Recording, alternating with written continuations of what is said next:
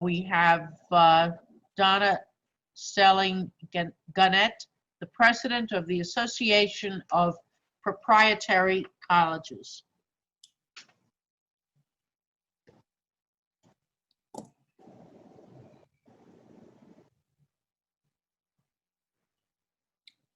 I see Donna. There I am. There you Can you are. hear me? Yes, you're on. Good afternoon.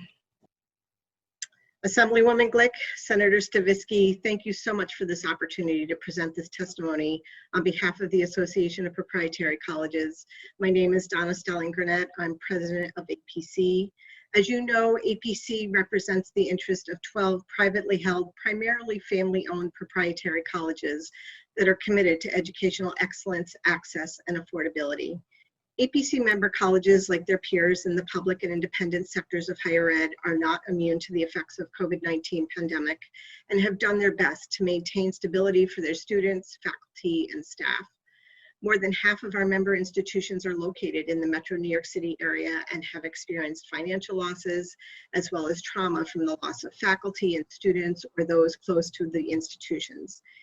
APC has been supporting our member colleges as they work through challenges like transitioning to remote learning, following federal and state guidelines to reopen their campuses, plans for screening and testing and contact tracing, securing PPE, and distribution of the much needed CARES Act funding to their students. APC member institutions approach this crisis with a primary focus on the safety of students, faculty, and staff. Also, as longstanding members of their communities, they responded to the local needs by donating PPE supplies. For instance, Bryan and Stratton College donated masks, gloves, and ventilators to local hospitals. As our member institutions transitioned from in-person to remote learning, communication with students, faculty, and staff was critical. They used text, email, and social media to communicate changes, updates, and supports that were available. In fact, Monroe College President Mark Jerome was so committed to keeping the lines of communication open that he provided his personal cell phone number to all students and staff with instructions to call him personally if they needed any help. Many of our institutions operate on 3 full semesters, which means that since March, they have not only transitioned to remote learning, but have also enrolled and continued to provide instruction throughout the spring-summer semester. For instance, when Berkeley College initially transitioned to remote learning in the winter semester, they distributed free loaner laptops to students, which helped ease with that transition from on-site to online. The college also provided free laptops to all new incoming students in the spring semester, with the majority of them being shipped directly to students at their home. Many APC members found that small things like home delivery of textbooks and laptops and mobile internet devices became critical to ensuring students were able to continue their studies. As well, LIM College, Monroe College, the School of Visual Arts transitioned to remote learning in mid-March. They kept their dorms opened on a limited capacity because a mandatory evacuation would have created a logistical and financial hardship for their international students and those living far from campus who just could not make it home safely. APC member colleges were thankful to receive the CARES Act HER funds. The federal government provided this funding to institutions across all sectors of higher education, and APC members quickly dispersed this emergency aid to their students in need. However, our students' ongoing financial and mental health needs are significant. Many students are struggling with homelessness, food insecurities, childcare needs, or caring for other family members. And while the emergency aid was very much appreciated, it was unfortunately not nearly enough to offset the financial hardships that they're facing.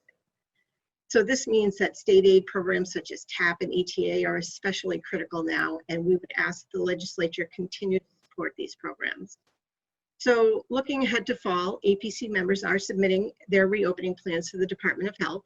Most APC member colleges will be taking a hybrid approach, offering both on-campus and remote learning.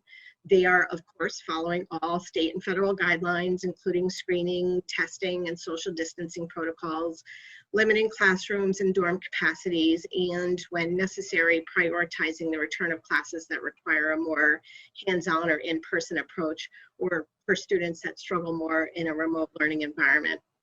Finally, APC as an association continues to be committed to our transparency and accountability. And I would encourage all members of the legislature to visit our website that's been updated to include a page dedicated to our reaction to the pandemic.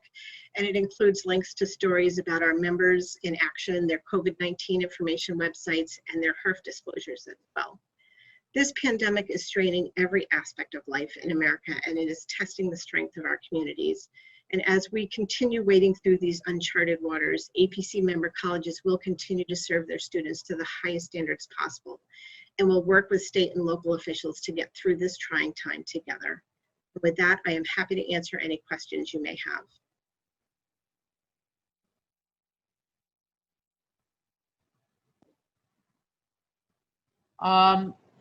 Thank you. Good to see you again. Good to see you too. I represent a district in Queens County, and obviously we were hit heavily with the pandemic and the COVID-19 virus. How are the colleges in Queens? I'm thinking of Plaza, for example, which is not in my district. They're in opposite Borough Hall and Kew Gardens. But nevertheless, how have the colleges been affected by, aside from any special problems that they have encountered? That's really what I'm asking, particularly in Queens County. Yeah, thank you very much for asking me that question. So I will say Plaza College, the Callahan family in particular, has done a fantastic job. I assume they would. Yes, absolutely. Communicating with their students, transitioning to the remote learning. I will say probably the one area where they may have had more trouble than some of the other colleges, you know, Plaza College offers, you know, a lot of allied health degrees such as dental hygiene. They have a health information technology and medical assisting.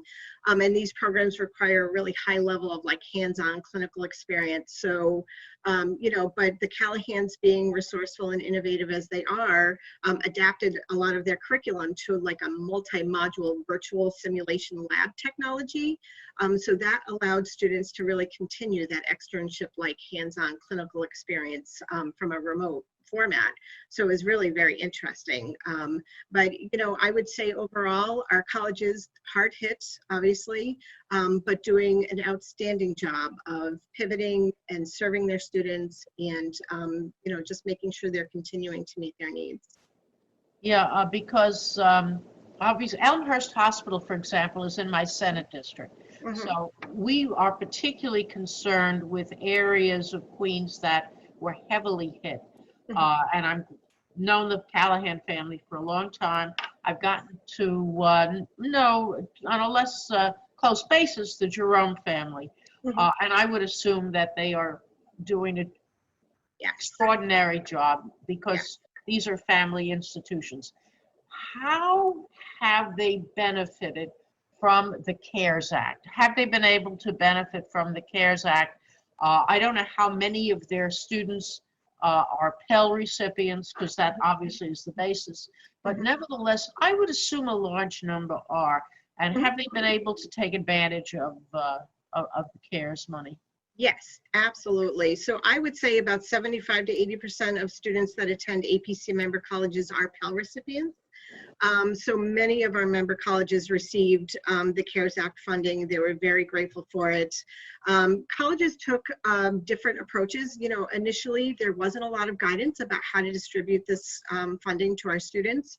So some colleges took the approach that they took part of the money and just divvied it up evenly and said all of our students have been impacted by COVID-19 and provided, you know, across the board grants to everyone, and then created like grant application processes. So if there were students that needed more funding, they could apply for it and get that as well. But, you know, really they've done a great job of doing that. You can see one of the requirements for the HERF funds to receive the CARES Act funding is that on every institution's website, you have to create a web page that lists, you know, how much funds did you receive, how many students are eligible to receive those funds, how many students have you dispersed funds to, what was the dollar amount, how did you come up with the allocation as to what students should receive. And if you go to the APC website, I think I mentioned earlier, we actually have links to each one of the APC members' HERF disclosure websites. So you can actually see how much funds they received, what they did with it, and how they dispersed it. And each of the individual colleges did their own application Yes, and they applied for the money. yes, that's And correct. have they received it yet? Yes, they all have received it. Yes, absolutely. They received the student funds, and then after they received the student funds, they applied and received the institutional funds. And the students received their half. Absolutely. Yes, as soon as possible. They got that right out to the students. Absolutely. Yes. No comment. No comparison. Yeah. Thank you very much. You're welcome. Thank you. Assembly? Woman? Yes, we have Alicia Heinman.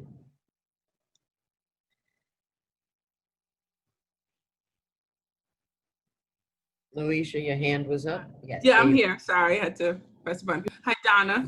Hi, Thank- Alicia. How are you? Hi. Thank you, Chair Glick. Just real quick, one of the things I know that APC, your members do is career placement is what really sets you apart from a lot of the other sectors of higher education. So can you just speak to how COVID has impacted that at your member institutions, please? Right. Right. Well, I would say that like most industries or most companies, obviously things had to switch to remote processes. What I think first comes to my mind is probably LIM College, which is located in Midtown Manhattan, right? It is the college where fashion business meets fashion. And so a large component of their programming is their students take 3 internships throughout the course of their educational career, one in their freshman year, one in their sophomore year, and most importantly, in their senior year, they do a capstone project, which generally means that their students go out and work in different companies and have 1 day a week, I believe, on campus. And so obviously, as everything was transitioning to remote learning, all of those internships sort of evaporated, obviously. So LIM was great. They pivoted and created a whole new internship program whereby they were lining up their students with these fashion industries that were also pivoting to a remote program. So they reached out to their connections in the fashion world and made appointments for their students to shadow some of these companies and see exactly how are they transitioning to remote learning, how are those companies adapting to the changes that are happening technology-wise and throughout the whole industry. And so it was really very interesting. And so they got to see, how their future organizations and future industry that they would be working with can turn on a dime and, address this crisis. So it was really very interesting. Yeah.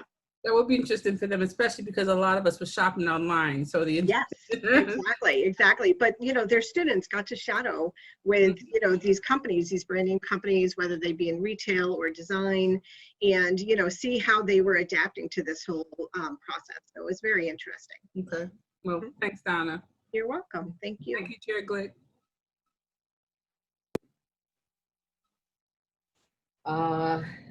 I see no additional hands. Let me just say that I think that this was, I'm wondering if any of the students worked with any of the fashion industry folks who moved over to creating PPE, and whether they worked with any of the, there was a big effort to get Garment Center, Garment District folks to move over, and some of them did it on their own, and I'm just wondering if any of the students were involved in that. That's a really good question. I would have to reach out and ask them directly if that was something they had done. I will get that information back to you. That's a really good question.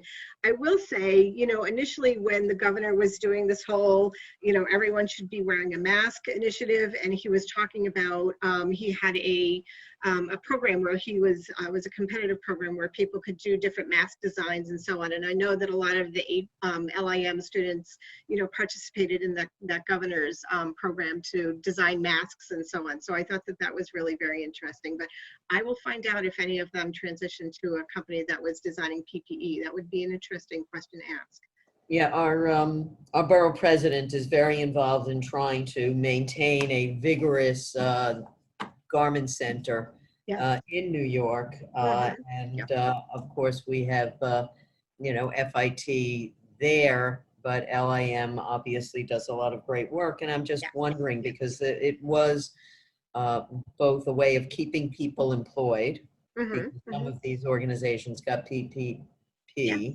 Yeah. And they shifted over to keep their folks employed, doing something that was needed because, of course, we were totally and completely unprepared in that arena for other reasons, which we need not take up in this hearing. But I'd be interested in knowing that. So Yeah, thank I you. will find out. I will find out. I'll let you know. Thank you. Thank you very much. I see no other hands. I think people are flagging at this point. Yes, Uh, I imagine. Okay, well, thank you. We'll hope to see you soon and stay safe. Yes, you too. Thank you very much. Thank you for coming. Yes, thank you.